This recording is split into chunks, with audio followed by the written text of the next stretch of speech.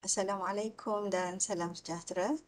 Saya Nohanani binti Abdul Rahman daripada Jabatan Kejuruteraan Illustrate Politeknik Port Dickson. Saya akan membentangkan kajian saya mengenai persepsi industri terhadap pencapaian Program Educational Objective PEO bagi kejuruteraan elektrik.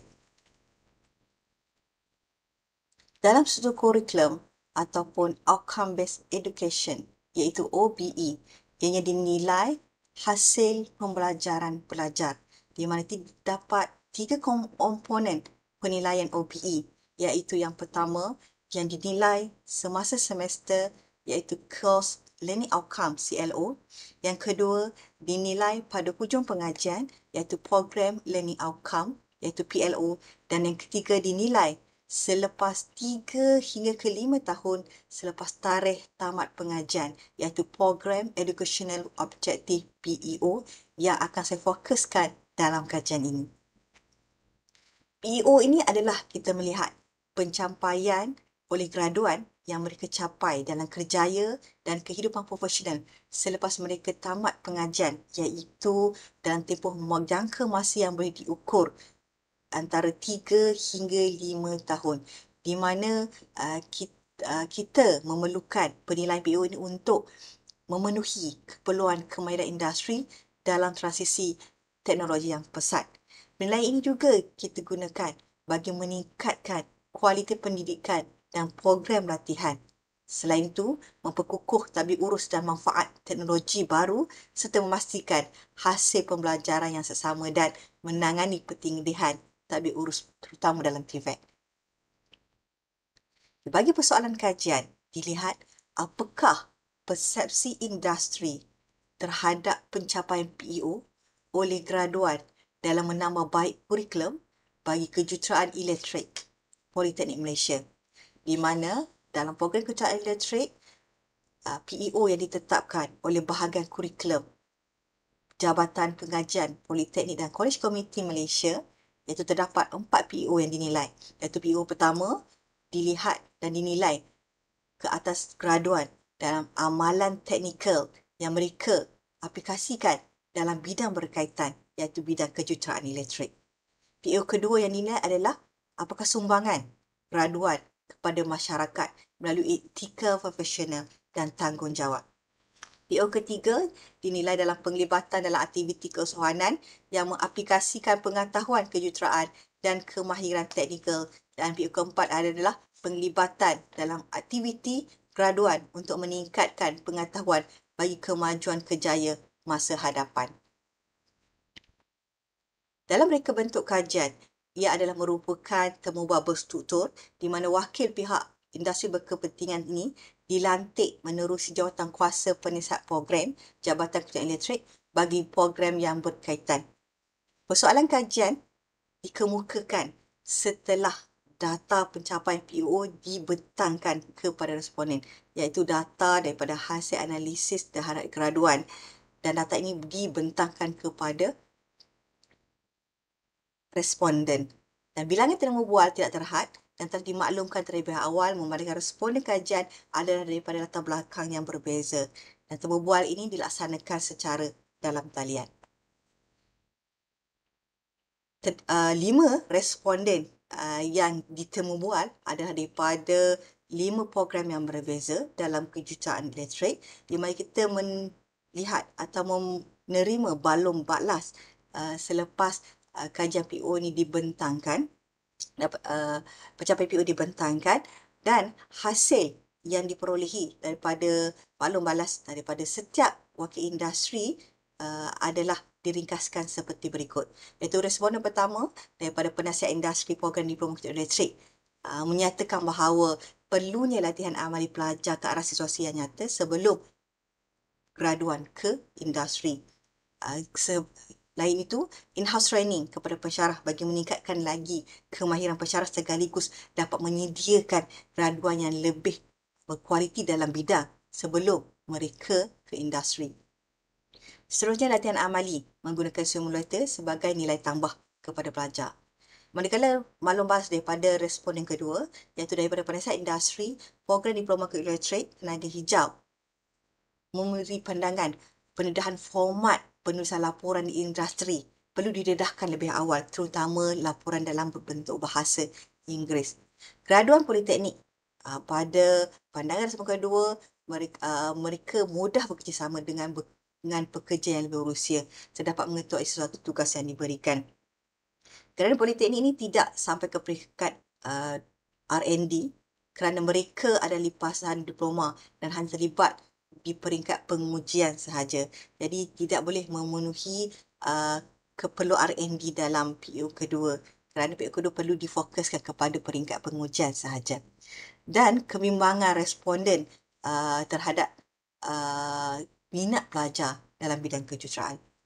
Seterusnya, maklum balas daripada responden ketiga iaitu penasihat industri bagi program diploma kejuruteraan elektronik komunikasi menyatakan PEO perlu tepat dengan kelulusan diploma bidang di mana pelajar perlu didedahkan kepada penggunaan tools yang digunakan perlu memenuhi piawaian peralatan terkini. Responden ketiga menyatakan kad CIDB amat diperlukan kerana keperluan bidang pembangunan. Dalam bidang pembangunan, manakala CJ profesional yang lain tidak menjadi keperluan kerana ia merupakan satu nilai tambah. Apa yang penting adalah kemahiran berkomunikasi bagi graduan politeknik perlu ditambah baik. Kerana mereka mempunyai kemahiran teknikal tetapi kurang berkeyakinan dari komunikasi dan melontarkan idea. Seterusnya, maklum balas daripada responden keempat iaitu wakil industri daripada penasihat industri program diploma ke elektronik komputer menyatakan bagi prestasi pencapaian dan tempoh masa bekerja dalam bidang memainkan peranan penting untuk kenaikan gaji. Jadi, pelajar perlu lebih didedahkan kepada project management. Kerana ketika di industri, graduan terlibat dengan projek dan ilmu berkaitan kontrak dan pengurusan projek. Jadi amat penting diberi pendedahan awal dalam project management dalam sistem kurikulum politeknik. Dan yang terakhir, maklum balas daripada responden kelima iaitu penasihat industri program kejuruteraan diploma kejuruteraan elektrik kecekapan tenaga. Daripada maklum balas responden ini tiada masalah kerana basic requirement yang ditawarkan oleh politeknik dalam bidang ini sudah mencukupi kerana wakil industri ini juga terlibat dalam membangunkan silibus di mana telah diimplement atau dimasukkan kaedah melaksanakan penulisan laporan dalam audit tenaga. Jadi responden ini menyatakan graduan tiada masalah dalam penyediaan laporan berkaitan dengan audit tenaga. Dalam bidang bagi kecekapan tenaga, amatlah perlu sijil kompetensi sekurang-kurangnya dari segi sijil safety passport daripada NIOSH. Hasil perbincangan terhadap maklum balas keempat-empat PO diringkaskan seperti ini iaitu maklum balas industri atau persepsi industri terhadap PO pertama adalah graduan harus terus bersedia mempraktik teori dan praktikal yang dipelajari institusi ke dalam industri. Kemudian pelatihan perlu diperkasa kepada pengalaman sebenar, teknologi terkini dan peralatan yang menepati standard. Manakala maklum balas PO yang kedua perlu pendedahan kepada badan profesional yang berkaitan dan laluan sijil profesional sebelum mereka tamat pengajian. Jadi apabila telah ada sijil profesional, jadi sumbangan mereka terhadap masyarakat dalam bidang dapat ditingkatkan. Maklum balas PO ketiga adalah pendedahan kepada aktiviti kesohanan dalam sokongan produk terutamanya seperti penyelesaian masalah, diskusi lembaran data dan ujian. Dan dalam R&D perlu diberi penekanan terhadap pengujian produk metodologi. Manakala maklum balas industri dalam PO keempat secara ringkasnya, membangun kemahiran komunikasi antara pelajar dengan rangkaian industri lain seperti kontraktor, perunding dan pelanggan serta menerapkan etika kerja yang baik serta prosedur yang betul. Secara kesimpulannya, bagi menepati kepada keperluan keempat-empat PO yang ditetapkan dalam kejuruteraan elektrik, melalui persepsi industri terhadap keempat-empat PO ini, diringkaskan PO pertama dari segi persepsi industri, graduan teknikal dalam bidang kejuruteraan elektrik masih luas peluang yang ada. Oleh itu, kita Kejuruteraan Administratif Politeknik dapat memenuhi keperluan PEO yang pertama. Manakala dalam PEO kedua, graduan harus mempunyai maklumat tentang laluan badan profesional dan peluang untuk dapatkan sijil profesional dalam bidang masing-masing, di mana graduan perlu dilatih dalam elemen kerja berpasukan, bukan sahaja dalam kumpulan mereka sendiri tetapi merentasi generasi yang berbeza. Kesimpulan dari PO ketiga, pendedahan pelajar terhadap aktiviti keusahanan dalam sokongan produk terutamanya seperti penyelesaian masalah macam lembaran dan ujian dan penekanan terhadap metodologi metodologi ujian produk metodologi dalam R&D. Dan kesimpulan PO keempat adalah kepentingan etika kerja yang baik dan prosedur perlu diterapkan di samping menarik minat mereka terhadap teknologi dan pemasangan terkini.